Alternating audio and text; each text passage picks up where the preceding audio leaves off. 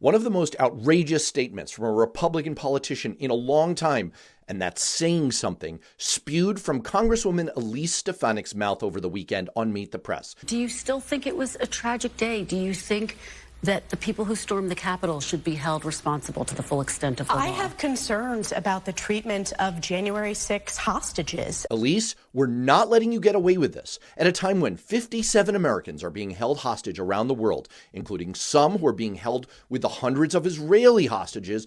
You are equating violent insurrectionists who stormed the U.S. Capitol, injured 150 police officers, and tried to find members of our government, including the vice president, to attack as they chanted, "Hang Mike Pence." To be clear, this is a hostage. We heard from an elderly Israeli woman released overnight from captivity in Gaza by Hamas. My mom is saying that she was taken on the back of a motorbike with her body, with her legs on one side and her head on another side. She was hit by a stick. This is a hostage. These are dirty insurrectionists being held off from a barricaded chamber of the House of Representatives by armed police. That's disgusting! I've never been so heartbroken.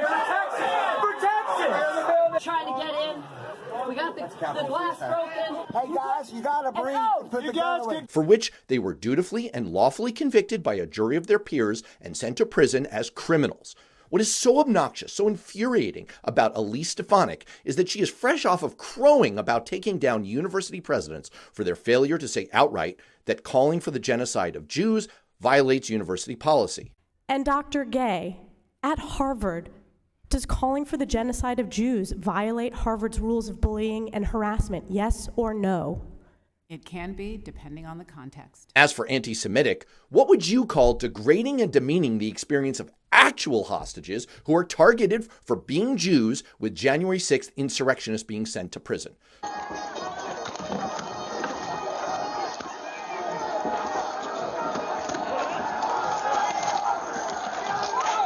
So let's hold you, Elise Stefanik, to the exact same standard. Resign. Resign your post immediately. If you can't tell the difference between an innocent hostage and a violent insurrectionist being held accountable by the American system of justice, you are unfit for office and need to resign. Finally, the same thing extends to Meet the Press host Kristen Welker.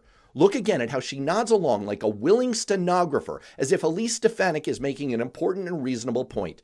If you don't have the basic attention span, discernment, and backbone as a journalist, and as the host of one of the most important news shows in the world, to cut in and say, "Let me stop you right there. That is a false statement. That is a dangerous statement. That is a lie," then you should not have your job anymore. We can't afford to let the media get away with this either. As former Ohio Democratic Party Chairman David Pepper explained in one of his recent whiteboard talks, this is a slippery slope that kills American democracy. Long term, this actually works. It's worked many times in our history. Look at what Nikki Haley tried to do the other day. That's a century of trying to reframe the Civil War. Well, they're trying to do it here. And it can work. And the way it works is when those in power want to, they can rewrite history. And it will work in America if we allow these folks to win in the year 2024 and we give them all the power they want and more. Elise Stefanik needs to resign. Kristen Welker needs to resign. Media, do your jobs.